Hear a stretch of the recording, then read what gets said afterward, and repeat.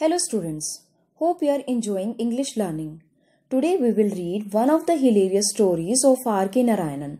Before continuing the video, please subscribe my channel and press the bell icon to get the notification of latest updates. Let's start. This story has been written by R.K. Narayanan, Rishipuram Krishnaswamy Iyer, who is a legendary personality of Indian literature in English. He is known for his work set in the fictional town Malgudi. His book The Guide has been adapted for film. He won many prestigious awards not at national but at international level also. Now snapshot. A hero is a short story of a boy who used to sleep with his grandmother. One day his father decided to make him sleep separately instead of a lot of opposition of the boy as well as his mother and grandmother. His father did not change his decision, and the boy had to sleep in the office. At that night, the boy afraid a lot in his sleep. Then something unusual happened which proved him to be a hero. To know what happened in the story, let's read it. In this story, the writer wants to convey a message that courage does not demand age and gender. It totally depends upon a person's willpower and determination. The story starts with a scene where a boy, Swaminathan, and his father are talking to each other. Father was reading newspaper and he told his son about an article that how a village lad fight with a tiger and climbed up a tree, where he stayed for half a day, till some people came that way and killed the tiger. To this, Swaminathan remarked that he must have been a strong and grown-up person, but not a small boy. Father sneered or looked at the boy angrily and explained that a man may have the strength of an elephant yet be a coward, whereas another may have the strength of straw, means no strength at all, but if he has courage he can do anything. So courage is everything and strength and age are not so important. Swami still disagreed and said that it is impossible. Suppose I have all the courage, still I can't fight with a tiger. At this, his father challenged him to sleep alone that night in the office room. Swaminathan found it frightful proposition or a dreadful task, as he could not even think about it. He mumbled weakly, "From the next month I will be sleeping alone, father." But father remained fixed to his decision and said, "No, you must do it now. It is disgraceful sleeping beside granny or mother like a baby." He added that he is in second standard and he does not like the way he is being brought up. While saying this, he looked at his wife. This comment of his made his wife angry, so she inquired why he is looking at her.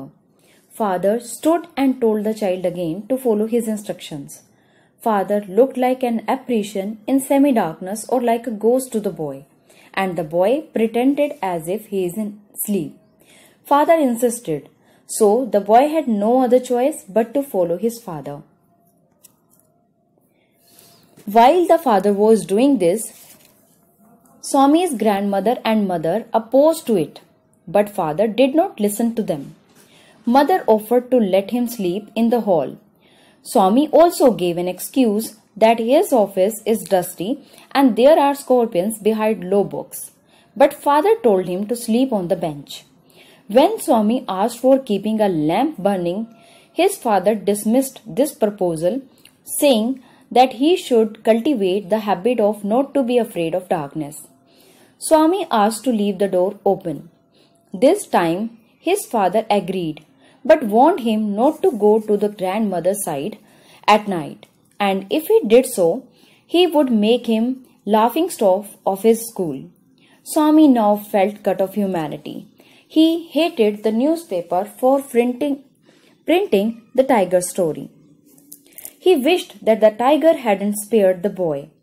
He didn't appear to be the boy at all, but a monster to him. As the night advanced, the silence in the house deepened, as everybody was sleeping, but Swaminathan was afraid.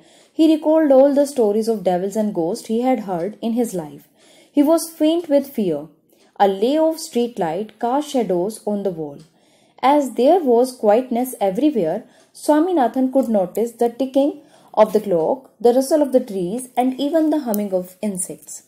He hurriedly got up and lay down under the bench, as he found it to be much safer and reassuring place. He shut his eyes tight and fell asleep. Suddenly, he thought a tiger was chasing him. He felt his feet stuck to the ground. He tried to escape from the tiger, but his feet would not move. He could hear its claws scratching on the ground. He was not able to open his eyelids. In his nightmare, that was his bad dream. He was groaning in pain. With desperate effort, he opened his eyes and put his hand out to feel his granny's presence. But he touched the wooden leg of the bench. His lonely state came back to him. He sweated with fright. Then what was this rustling? Something was moving. He thought it to be a devil who had come to kill him. So he decided why he should wait to be killed. Instead, he must attack on the devil. So he hugged it with all his might and used his teeth as mortal weapon. "Ayyo, something has bitten me," went forth an agonist thundering cry, and was followed by a heavy tumbling and falling amidst furniture. In a moment, father, the cook, and the helper came in carrying light. All of them fell on the burglar, who lay amidst the furniture with a bleeding ankle. Next day, all the classmates as well as teachers congratulated Swaminathan for his act of bravery. Headmaster called him a true hero. So in this way, unknowingly, Swami became a hero. The inspector offered him to join the police when he grew up. Swaminathan assured the inspector, though he had decided to be an engine driver, a railway guard, or a bus conductor later in his life. At night, when father came, he inquired about Swami. Swami's mother told his father that he had gone to bed at 7:30 and sleeping beside his grandmother only, and further requested him let Swami sleep wherever he likes. Father, while going to change, tagged his mother to be a mollycoddle or a defender of his son. Swaminathan, who was listening all this, felt tremendously relieved. So in this way, Swaminathan, who was a small child, proved himself to be. So children, hope you comprehend the story very well and enjoyed it. Thank you.